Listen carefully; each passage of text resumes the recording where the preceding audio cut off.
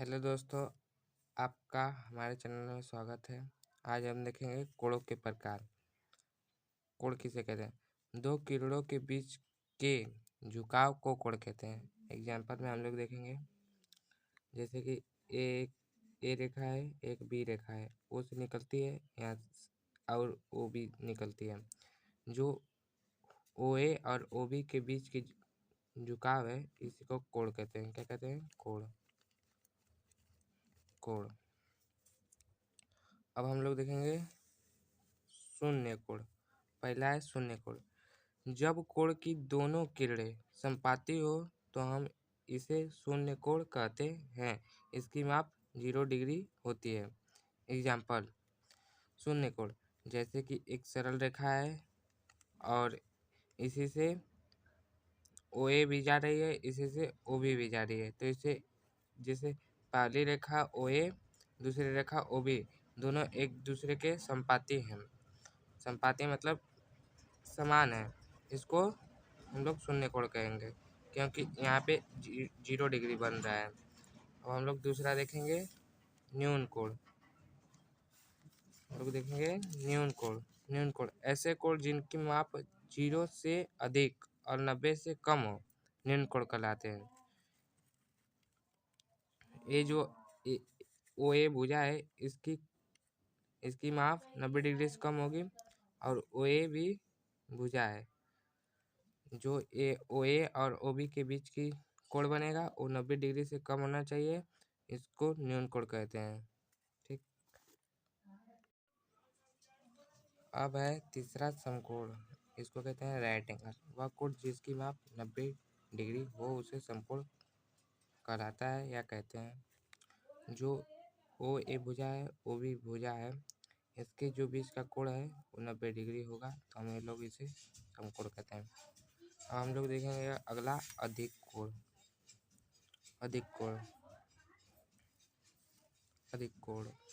अधिक कोण को एब्ट्यूज एंगल कहते हैं। ऐसे कोण जिसकी माप 90 से अधिक हो एवं 180 डिग्री से कम हो, अधिक कोण कहलाते हैं। जैसे ओ ए भुजा है, ओ बी है, इसका जो माप है 180 से कम है और 90 डिग्री से अधिक है, तो इसको क्या कहेंगे? अधिक कोण कहेंगे। अब हम लोग देखेंगे सरल कोण। सरल कोण या रिजु कोण एक ही होता है, स्ट्रेट एंगल। जब कोण की दोनों किरणें विपरीत दिशा में हो तो हम इसे सरल कोण कहते हैं। इसकी माप 180 डिग्री होती है। सरल कोण। अब जब ओ ए भुजा है, ओ बी भुजा है, ओ ए के विपरीत ओ बी भुजा है, तो जो इसके बीच का कोण बनेगा 180 डिग्री बनेगा, इसे सरल कोण कहते हैं। तो हम लोग देखेंगे संपूर्ण कोण। कंप्लीट एंगल ऐसा कोण जिसकी माप 360 हो, संपूर्ण कोण कहलाता है। 360 संपूर्ण कोण। जब ओ ए भुजा है, ओ बी जब एक चक्कर ओ ए जो भुजा है, ओ बी भी एक भुजा है, जब ओ बी भुजा ओ ए के पूरा एक चक्कर लगा के ओ बी पर आ जाएगी, तब इसे हम संपूर्ण कोण कहते हैं। अब यहाँ से इतनी चली गई तो 360 डिग्री हो जाएगा। आठवां है पूरक कोण। यदि दो कोणों का योग 90 हो तो वह एक दूसरे के पूरक कोण कहलाते हैं। यदि दो कोणों का योग 90 हो तो वो एक दूसरे के पूरक कोण कहलाते हैं। जो ओ ए भुजा है, ओ बी भुजा है, ओ सी भुजा है, इसमें दोनों कोणों का, इसको हम लोग जोड़ेंगे और इसको जोड़ेंगे, दोनों कोणों का योग 90 हो जाएगा। इसको क्या कहते हैं? पूरक कोण कहते हैं। अब हम लोगों का है संपूरक कोण। यदि दो कोणों का योग 180 हो तो वो एक दूसरे के पूरक कोण कहलाते हैं। जैसे ओ ए भुजा है, ओ बी भुजा है, ओ सी भुजा है, जब हम ओ ए ओ बी बी ओ सी कोण को जोड़ेंगे तो कितना हो जाएगा? ये हो जाएगा आपका 180 डिग्री। जब दोनों को जोड़ेंगे तो कितना होगा? 180 डिग्री हो जाएगा। अब हम लोग देखेंगे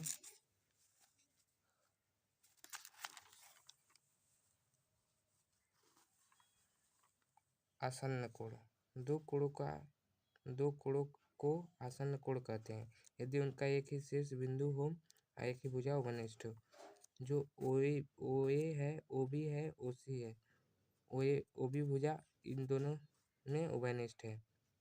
देखिए कैसे, AOB और COB, OB इसमें उभयनिष्ठ है, उभयनिष्ठ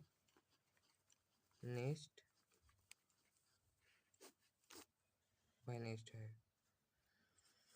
इसको हम लोग आसन्न कोण कहते हैं।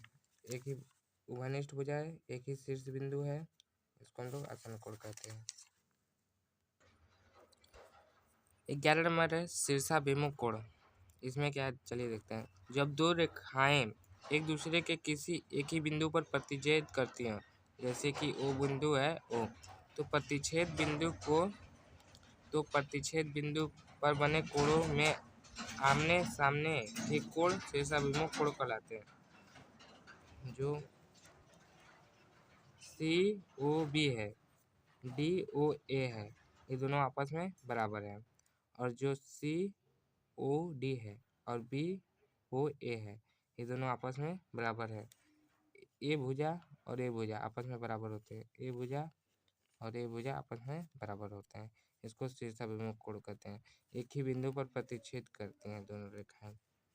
अब हम लोग देखेंगे शीर्षाभिमुख सम्मुख कोण।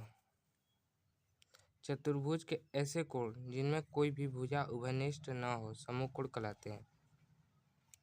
ए है ABCD एक चतुर्भुज है। इसमें जो कोण A है, कोण AC है, ये दोनों आपस में बराबर है। और कोण B है, कोण D है, ये दोनों आपस में बराबर है। इसमें AD बराबर CB होगा और DC बराबर AB होगा। अब हम लोग देखेंगे संगत कोण। संगत कोण में जो कोण 1 है, कोण 5 है, कोण 2 है, कोण 6 है, कोण 4 है, कोण 8 के बराबर है, कोण 3 है, कोण 7 के बराबर है। इसको हम लोग संगत कोण कहते हैं। ये भुजा L है, M1 भुजा है, M2 भुजा है। इसको एक तिर्यक रेखा काट रही है, तो इसको हम लोग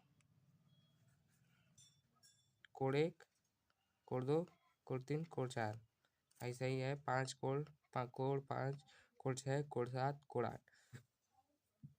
अब हम लोग देखेंगे एकांतर कोण, एकांतर अंतःकोण। एकांतर अंतःकोण में कोण 3, कोण 5, जैसे कि एकांतर इधर विपरीत इस साइड है तो अब इस साइड आ जाएंगे। कोण 3 जो है कोण 5 के बराबर है, कोण 4 जो है कोण 6 के बराबर है। 15वां एकांतर बाह्य कोण। एकांतर बाह्य कोण, कोण 1 जो है कोण 7 के बराबर है, कोण 2 जो है कोण 8 के बराबर। इसमें अंत वाले में हम लोग देख लेते हैं। ऐसे इस वाले में हम लोग बाहर वाला देखेंगे। आपको हम उम्मीद करते हैं आपको वीडियो अच्छा लगा होगा।